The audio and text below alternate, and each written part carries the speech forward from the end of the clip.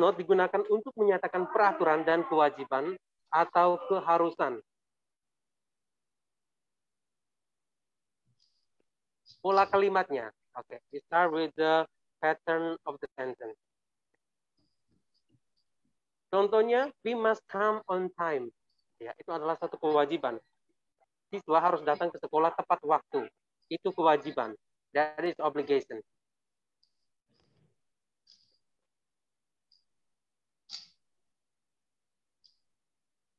Dan untuk kalimat yang negatif, tadi kalimat yang positif, we must come on time.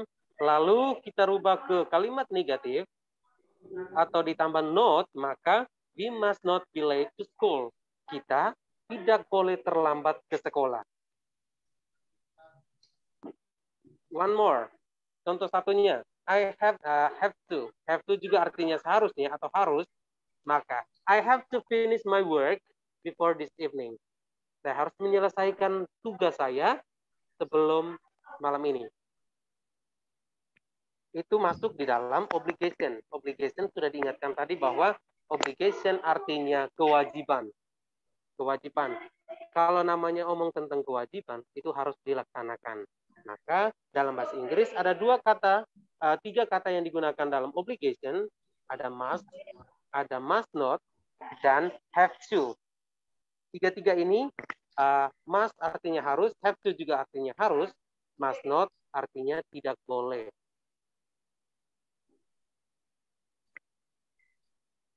Must yang artinya harus menyatakan sebuah kewajiban atau keharusan suatu aturan yang bersifat tegas. Contohnya di sekolah memiliki aturan yang harus dilaksanakan oleh siswa. Bukan hanya siswa, termasuk juga pendidik dan tenaga kependidikan. Maka itu ditegaskan menjadi sebuah obligation.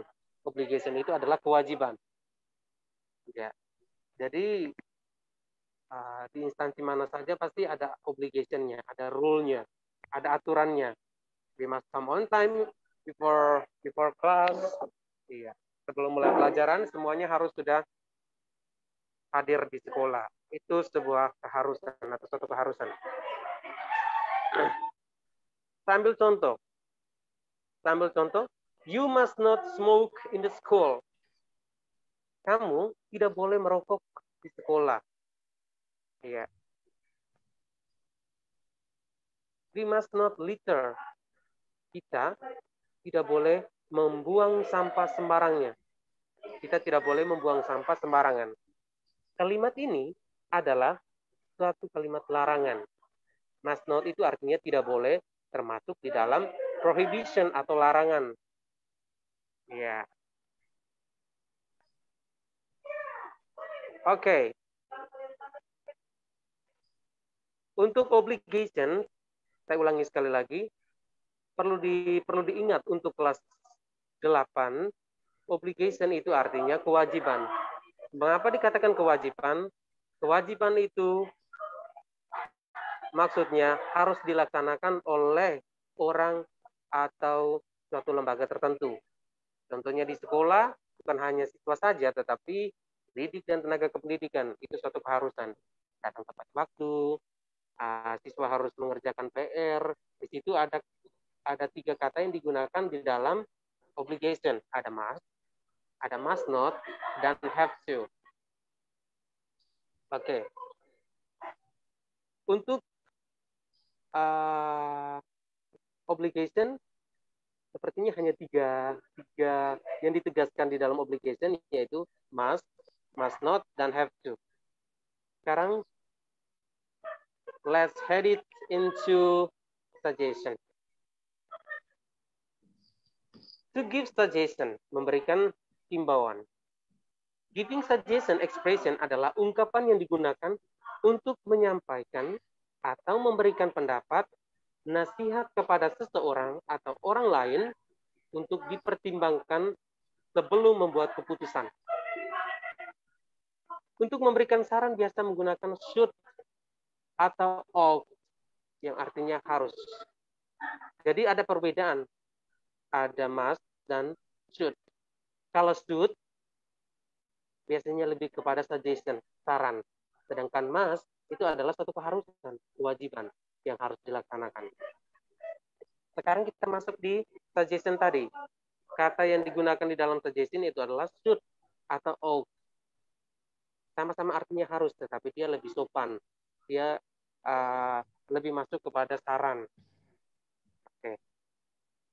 Beberapa ungkapan yang sering digunakan untuk memberikan saran antara lain. Ya, jadi ada beberapa ungkapan yang digunakan untuk memberikan saran, seperti yang sudah saya sebutkan di atas. Contohnya, I suggest that. I think you should. You should. Ada 3. Contohnya, I suggest that.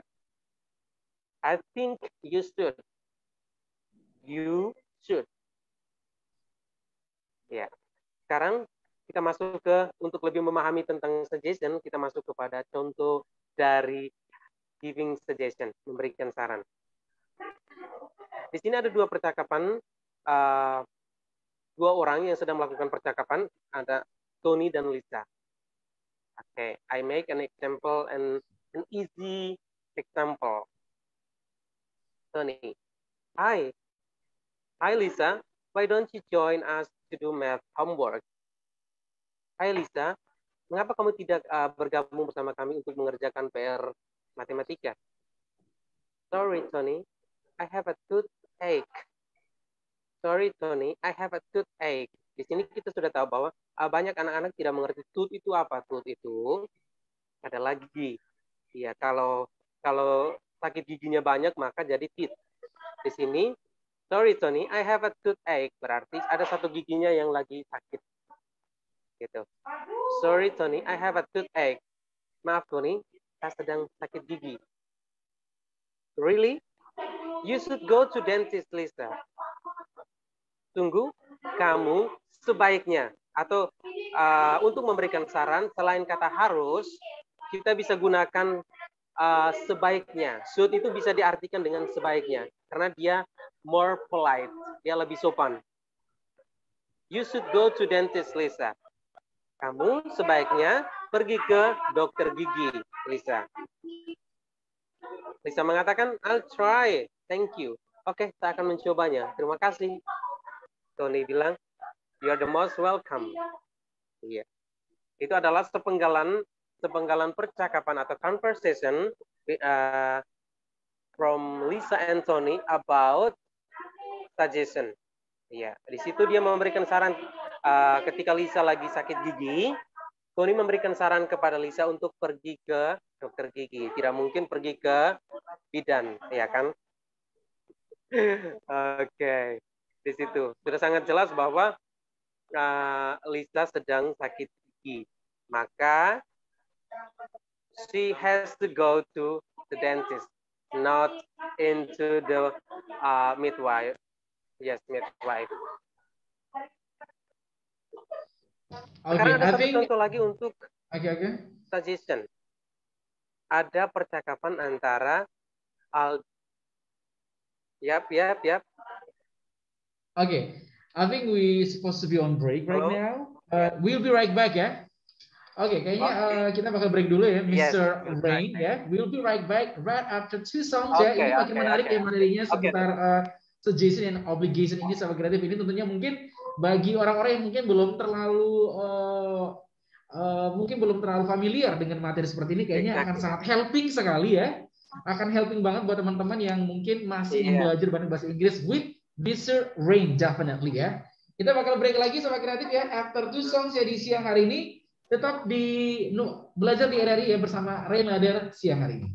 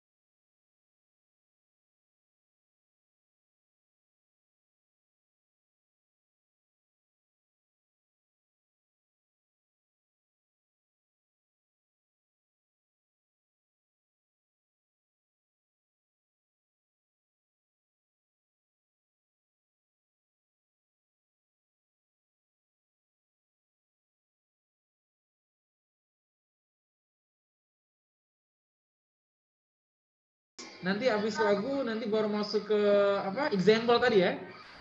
Example, yep. Yeah, example. Yeah, What second are you example. doing in there? What are you doing right now? What are you doing? I'm taking the homework of my students here. Oke, belum libur kok memang. Ya, di ruang guru, lagi di ruang guru sekarang. Belum libur. Kita kan maksudnya meskipun belajar dari rumah, tetapi gurunya tetap di sekolah. Like every all day? Yes, all day. Like every day? Yep. I'm with my nephew. Oh, I see. Yep. That's good, man. Jadi How are you? Ini, I'm super fine. Jadi maksudnya ini SMP Margot kapan mulai lagi dia punya sekolahnya? Itu kan based on the regulation of our bupati kan, our region. Jadi sampai sekarang masih belum ada kabar buat face to face gitu ya? Iya, jadi kita lagi pakai Google Classroom, ada yang pakai WhatsApp, yang lagi bingung, ada juga yang langsung antar tugasnya ke sekolah. Oh, that's good. It's a pretty hard choice. Gila ya, pandemi memang brengsek sih, pandemi memang parah ya. Jadi pas engkau kontak semalam itu kan saya masih still confused how to deliver my matters kan, materi-materi saya. Jadi I teach 2 tingkat kan, dari kelas 8, kelas 9. Saya bilang why not kan, saya langsung combine menjadi one matters like that. That's a good choice. It's a good choice. It's a good choice. Karena mungkin ini salah satu cara supaya saya bisa ini kan, nanti kan ada recordnya, rekamannya kan. Nanti saya ambil rekaman ini kan langsung masuk ke Facebook pun. Ke Facebook. Iya, nanti saya ambil rekamannya kan, nanti saya taruh lagi ke YouTube supaya nanti anak nonton. Apa perbedaan sih kok mereka kan kemarin kan hanya dikasih materi saja. Gitu. Jadi ada maksudnya mereka tidak bisa ajak juga gabung ke Zoom kan mereka tuh kan? You know, the economy of our the parents, you know, yeah, it's so complicated. Yeah, I mean, I feel sad about it. I mean, I feel sorry about it actually. Yeah, they only get into the Google Classroom or WhatsApp, but they can't make in like Google like Zoom meeting karena wasting itu kan pulsa data kan. Yeah, I mean, mereka juga belum ada kerja pastinya. Like, I mean, it's okay. It's okay. It's up to them.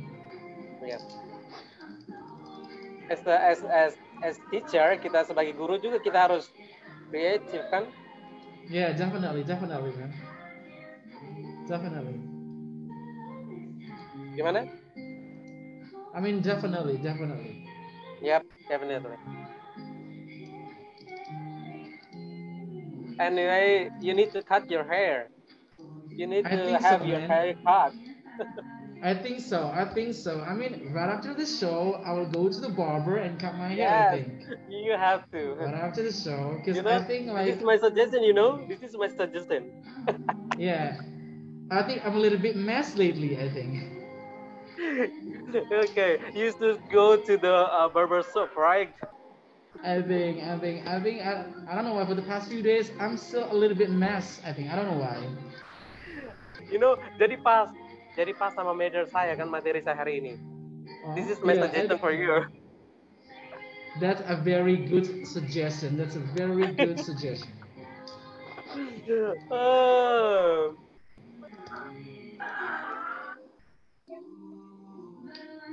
Okay.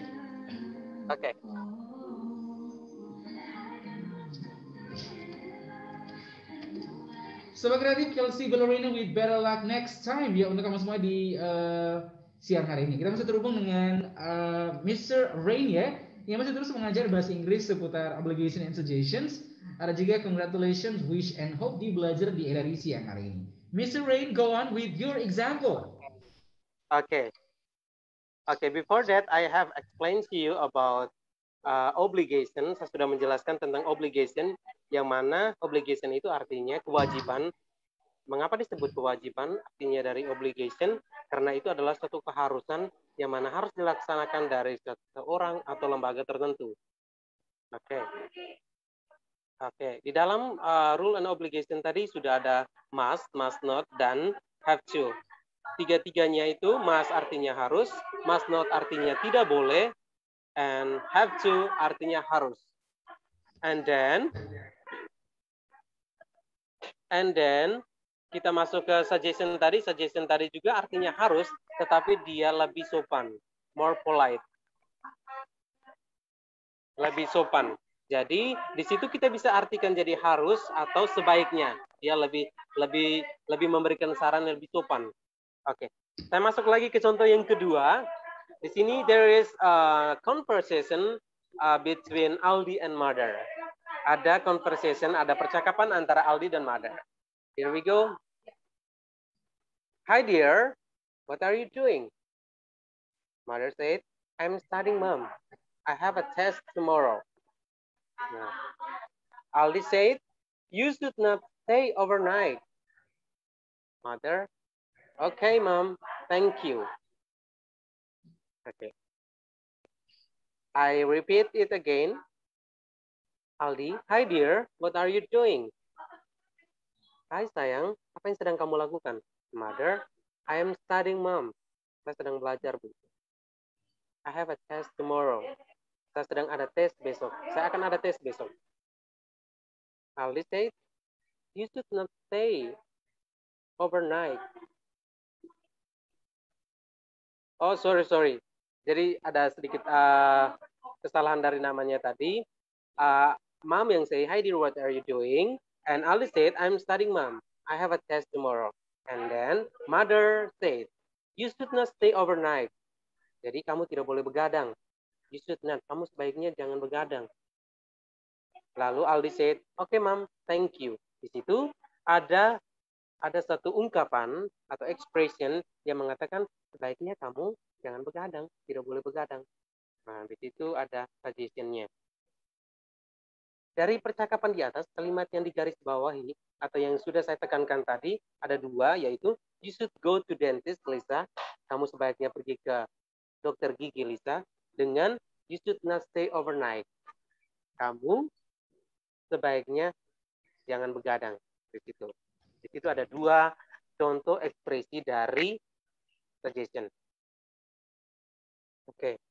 Pola kalimatnya. Sekarang untuk lebih jelasnya, saya memberikan sedikit pencerahan tentang pattern of sentence, pola kalimatnya. Subjek tambah should tambah verb tambah object. Di situ. Lalu dua, subjek tambah should not tambah verb one tambah object. Oke. Di situ. Saya ulangi sekali lagi untuk pola kalimatnya. Untuk membuat kalimat dari suggestion, maka kita gunakan kata kerja bantu, yaitu yang tadi disebutkan should, dan untuk kalimat negatifnya should not. Untuk should, subjek plus should plus verb one plus object. Dan nomor duanya, subjek plus should not plus verb one plus object. Oke, sekarang kita lihat beberapa situasi dan saran dari contoh lagi. Ada dua contoh. Jimmy, we have test tomorrow, English and math. So, I suggest that you should not go to the game. You should study for the test. Di sini ada saran dari temannya. Jimmy, besok kita ada tes. Ada bahasa Inggris dan matematika. Jadi, saya sarankan kepada kamu untuk tidak pergi bermain game. Ya, kamu sebaiknya, di situ ada kata should. Kamu sebaiknya belajar untuk tes besok. Contoh yang kedua. Are you okay, Grandma? Are you okay, Grandma? I'm not feeling well. I have a headache. Apakah kamu baik-baik saja, Next? Saya sedang tidak baik sekarang. I have a headache. Saya sedang sakit kepala. Lalu, cucunya mengatakan, you should drink medicine and take rest to get well soon.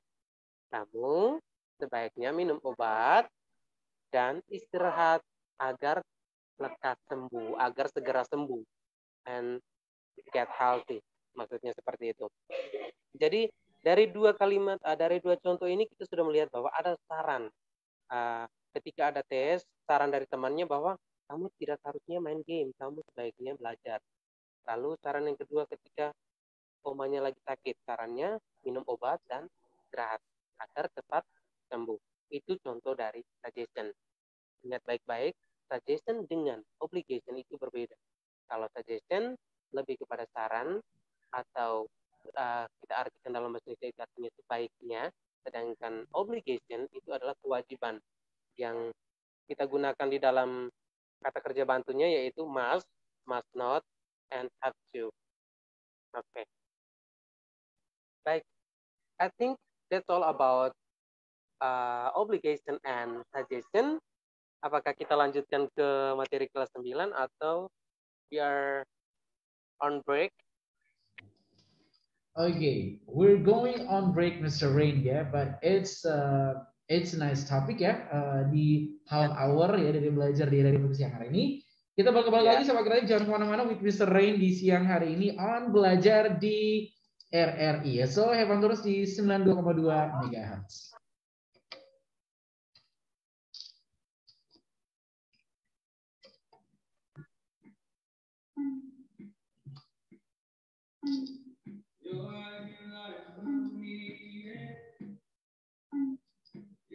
Ya, tadi ada obligations dan suggestions, ada juga congratulations, wish dan hope nih sama kreatif ya. So kita balik lagi ya ke Mr. Rain ya di siang hari ini. Hello Mr. Rain. Hello Mr. Rain. Hello.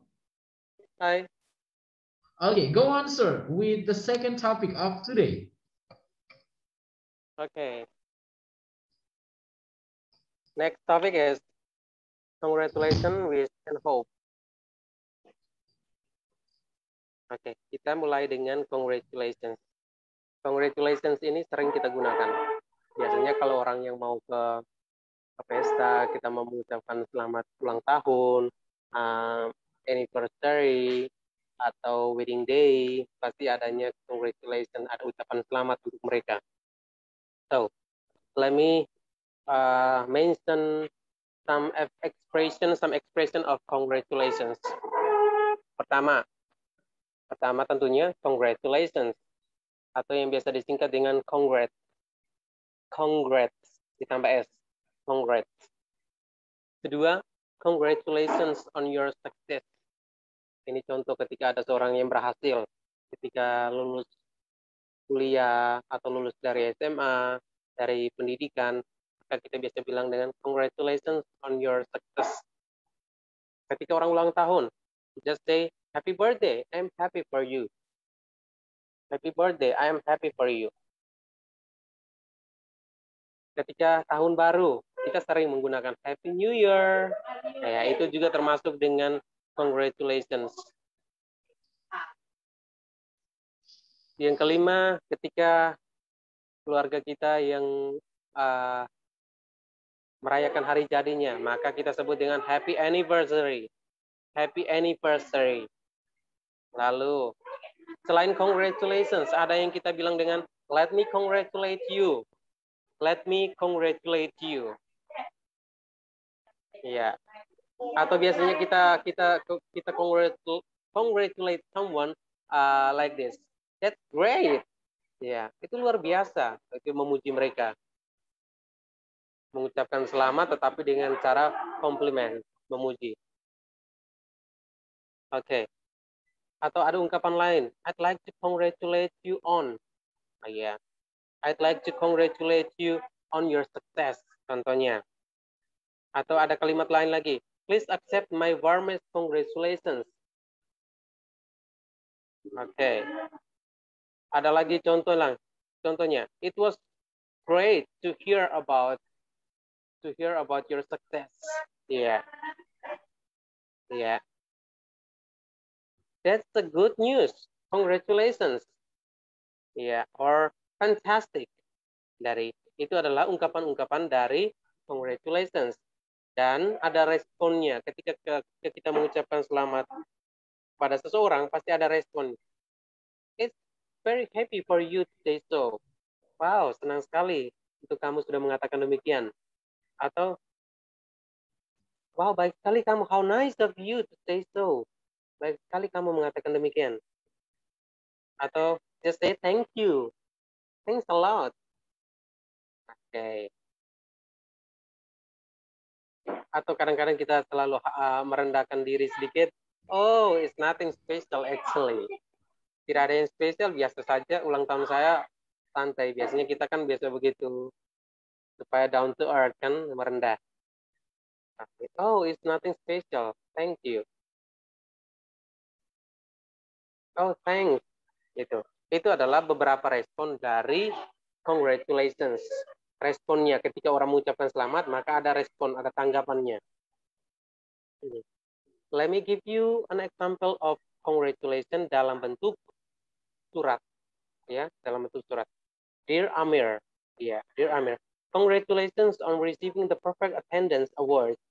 Going to school every single day and never skipping the class are not easy. You already possess the trail of a true winner. Itu adalah contoh dari ucapan selamat. Love, Mom. Jadi yang mengirim surat itu adalah mamanya. Dia mengatakan, sayangku Amir, selamat telah menerima penghargaan kehadiran sempurna. Jadi hadir ke sekolah tepat waktu, semuanya dia mendapatkan penghargaan di sana. Pergi ke sekolah setiap hari dan tidak pernah melewatkan kelas, itu tidaklah mudah. Ya, kamu sudah memiliki jejak seorang pemenang sejati. Itu adalah pujian atau ucapan selamat dari ibunya. Itu some of expression of congratulations and response. Dan juga an example. Ya, example-nya tadi sangat easy ya, sangat mudah. Jadi, orang biasa memberikan ucapan selamat itu dalam bentuk card, dalam bentuk greeting card, ucapan selamat, atau kadang-kadang juga dalam bentuk surat atau letter. Kadang juga dalam bentuk letter, kadang juga dalam bentuk texting, mengirim pesan. Itu juga bisa orang mengucapkan selamat. Seperti kemarin, you celebrated your birthday, and I say, happy birthday bro. Ya, itu juga contoh dari masuk dari congratulations. Ya. Sekarang kita masuk di wish and hope. Ya. Contohnya di dalam your birthday, your celebration, orang mengucapkan happy birthday, tapi di situ ada wish-nya. I wish you stay healthy and keep going on your work. Nah, itu juga termasuk dalam wish-nya, harapannya. Atau kadang-kadang setelah we say happy birthday atau we celebrate the birthday, hari ulang tahun, the birthday party, di situ ada situasi di mana you wish for yourself, ya, kamu mengucapkan harapan untuk diri kamu, ya, it's a little bit secret with God, ya, rahasia dengan Tuhan, tapi itu juga termasuk dalam wish, ya, wish yang di dalam sebuah, contohnya your birthday, you don't have to tell anybody else. Itu contoh wish-nya. Tapi kalau wish yang kita biasanya sering ucapkan itu ketika orang menikah, orang melakukan wedding party atau wedding or birthday party, kita langsung ucap, oh, panjang umur, sehat selalu. Nah, itu juga masuk di dalam wish-nya. Oke, sama juga dengan expressions of hopes. Di sini ada beberapa ungkapan dari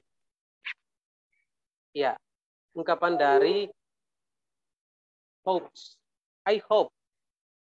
Ya, I hope bla bla bla bla. Saya harap kamu begini. Or let's hope for the best. Saya berharap yang terbaik. May God bless you. Itu juga masuk di dalam hope. May God bless you. May you have a success. Masuk di dalam hopes. I hope you will get an A for the test. Di situ saya berharap kamu mendapatkan nilai A untuk tes. Oke. Itu masuk di dalam expressions of hope. Sedangkan responding of hope Ada thank you, I hope so, thanks a lot, I hope so, thank you. Ya, responnya sangat simpel, tetapi harus melihat dia ucap apa dulu. Kalau jangan sampai dia ucapannya itu di kelas 8 tadi tentang suggestion atau obligation, kita bilang thank you kan belum terlalu ada connected-nya, ada related-nya, ada hubungannya. Tapi kalau ketika ada orang yang mengucapkan selamat or they hope something for us, maka kita bisa say thank you, I hope so, thanks a lot. Ya, itu maksudnya ke situ. Ya, di sini ada juga contoh dari wish. Ada beberapa contoh. I wish you luck in the bike race. Ya, contohnya bike race. Dia mau mengikuti pertandingan perlombaan sepeda motor, sepeda kayaknya. Maka kita mengatakan I wish you luck in the bike race. Saya berharap kamu beruntung dalam perlombaan sepeda. Responnya thank you. Oke. Itu salah satu contoh singkat. Atau satu lagi, we wish you success in English Olympic atau Tokyo Olympic yang lagi pada booming sekarang. Kita berharap akhirnya kita dapatkan. Just say thanks to God and wish all the best. Itu juga masuk. It's very correct. Next. Oke, kita masuk lagi.